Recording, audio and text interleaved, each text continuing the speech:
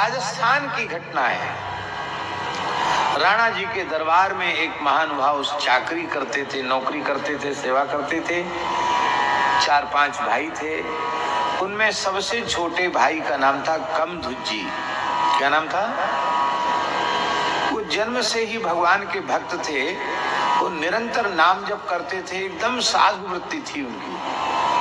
अब कुछ खाने को मिल गया तो खा लिया, नहीं मिला तो कोई बात नहीं, मांगना जांचना किसी से नहीं, अंतर्मुख रह के राम राम करना। और घर में कुछ न कुछ तो हल्ला गुल्ला होता ही है। वो जंगल में चले जाते, वहीं भजन करते। तो सब भाइयों का तो विवाह हो गया, इनका विवाह भी नहीं हुआ, क्योंकि ब्याह तो उसी का होता है जो कुछ कमाने लायक हो। ये तो किसी काम के नहीं है। तो घर में एक चर्चा चली, तो भाई देखो सब तो कमाते हैं, यही नहीं कमाता, खाता तो है कमाता है नहीं। इसलिए हम बड़े पद पर हैं राणा जी के दरबार में, इसका भी नौकरी में नाम लिखा देते हैं। एक बार हाजिरी दे आएगा दरबार में, जो कुछ तनख्वाह मिलेगी वो घर में काम आएगी। भाइयों ने कहा देखो तुम्हारा राणा जी के दरबार में नाम लिखा देते हैं और थोड़ी देर के लिए ड्यूटी पे आना पड़ेगा, और तुम्हारी जो तनख्वाह मिलेगी वो हम लोग ले लेंगे, घर में काम आएगी। तुम खाते तो हो, यहाँ रहते हो, खाते हो, ये है संसार। ऐसा हमारे यहाँ साधुओं में हो जाए तो सब काम गड़बड़ हो जाए। हमारे यहाँ ये व्यवस्था नहीं है कि एक व्यक्ति लावे और बाकी सबको कमाना पड़े, ऐसा नहीं है। कमाओ सब, अपना अपना रखो, और व्यवस्था एक को ही जुटानी पड़ेगी। और मना नहीं कर सकते कि भाई ऐसा क्यों, संतों की व्यवस्था है। गृहस्थियों में 10 कमाने वाले हैं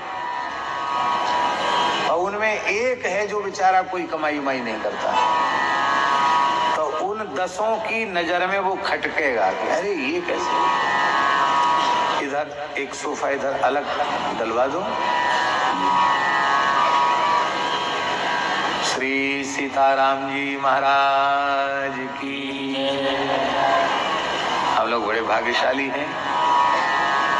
प्रयाग से अरेल वाले महाराज जी कृपा करके पधारे हैं, उनको प्रणाम करते हैं। विराज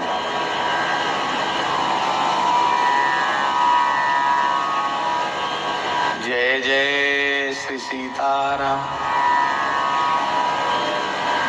कमधुज्जी ने मना कर दिया। कमधुज्जी बोली हम तो राम जी के नौकर हैं, हम किसी राजा महाराजा के नौकर, हम राणा जी के नौकर नहीं हैं। बोले तुम यहाँ खाते तो हो? तो उन्होंने कहा कि आप लोगों को बुरा लगता है हमारा भोजन करना, नहीं करेंगे भोजन, जंगल में ही रहेंगे। यहाँ रहे तो बोले यहाँ रहेंगे भी नहीं, जंगल में रहेंगे, भजन करेंगे।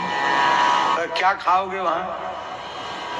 तो बोले आप इसकी चिंता छोड़ दो, अब आप लोगों को खाना अच्छा नहीं लगता, रहना अच्छा नहीं, रहेंगे या नहीं खाएंगे, जंगल में ही रहेंगे। भाई नाराज हुए, बड़ा बैरागी छांट रहा है। वहां जंगल में रहेगा, मर जाएगा वहां भूखे प्यासे, तो कौन जलाएगा तुझे, दाग कौन देगा? तो कमधुज्जी बोले कि आप लोगों को कौन देगा? अरे बोले हम तो गृहस्थ हैं, हमारे लड़के बच्चे हैं, सब हमारा संस्कार करेंगे, तुम्हारे जैसे थोड़ी ऐसी डोल रहे हो, किसी काम के नहीं। अरे यहाँ मरोगे तो कोई ना कोई भाई भतीजा अग्नि तो मुखाग्नि तो दे देगा, वहां मर जाओगे कौन देगा? बोले आप लोगों को अग्नि आपके भाई भतीजे देंगे, पुत्र आदि देंगे, तो हमारे रघुनाथ जी हमारे लिए कुछ नहीं करेंगे। इसलिए राम जी के सहारे हमको छोड़ दो। और वो चले गए। घर वालों ने सोचा कि ऐसे थोड़ा नाराज हुआ है, भूख लगेगी फिर आ जाएगा, लेकिन वे तो परम वैराग्यवान थे, जंगल में गए तो फिर लौट के नहीं आए। परिवार वालों ने भी कोई संपर्क संबंध नहीं किया, क्योंकि संसार ऐसा है कि जिससे स्वार्थ की सिद्धि की आशा होती है उससे संसार अपना संबंध जोड़ता है, रखता है। स्वार्थ की पूर्ति नहीं हो रही है तो क्या लेना देना, ऐसे कितने आए कितने गए, किसी ने इनकी खोज खबर नहीं ली। और भजन करते करते करते करते अपनी आयु पूर्ण करके उनका शरीर शांत हो गया जंगल में। तो नित्य साकेत में श्री रघुनाथ जी चिंतित हो गए। भगवान का मुख कमल थोड़ा मुरझा गया। हनुमान जी चरण दबा रहे थे। हनुमान जी ने कहा, सरकार आपका प्रसन्नता से खिला हुआ मुखकमल मुरझा कैसे रहा है? भगवान के नेत्र भरा है। बोले, हनुमान जी, अनन्य भाव से मेरा आश्रय लेने वाले मेरे परम नाम जापक संत कमधुज जी का शरीर शांत हो गया है। उन्होंने अपने भाइयों से कहा था कि जब तुम्हें तुम्हारे परिवार के लोग जलाएंगे तो हमारी व्यवस्था हमारे राम जी करेंगे। तो अब उनका, यद्यपि वो हमारे धाम में ही आ गए हैं, लेकिन उनके शरीर का संस्कार करने के लिए तो हमको जाना पड़ेगा, जाना पड़ेगा।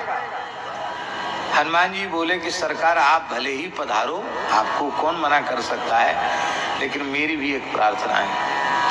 आप परम भक्त गृधराज जटायु का संस्कार अपने हाथ से कर चुके हैं, हमको भी किसी भक्त के संस्कार करने की इच्छा है। आपकी आज्ञा हो तो आप उपस्थित रहें वहां, और मैं अपने हाथ से वैदिक पद्धति से, और हनुमान जी से बड़ा वैराग्य कौन होगा, शास्त्रीय पद्धति से सभी धरती के तीर्थों के जल में उनको स्नान करा के बढ़िया द्वादश तिलक करके बढ़िया से हम संस्कार करें।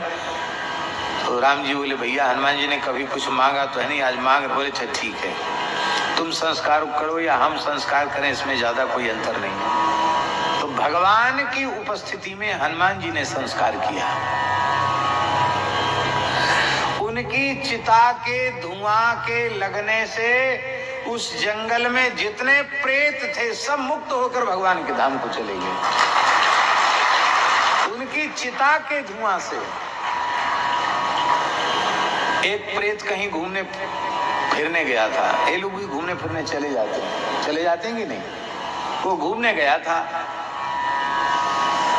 वो आया, उसने देखा हमारे कुटुंब खानदान के कोई नहीं, यहाँ तो सब गायब है। कहाँ है भैया, सब कहाँ चले गए? एक महात्मा वहां भजन करते थे, बोले अब वो नहीं है सब, वो तो सब भगवान के धाम को चले गए।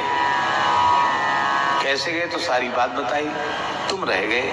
और वो भरत माथा पीट पीट के रोने लग गया कि हमको भी इसी योनि में पता नहीं कब तक पड़े रहना पड़ेगा।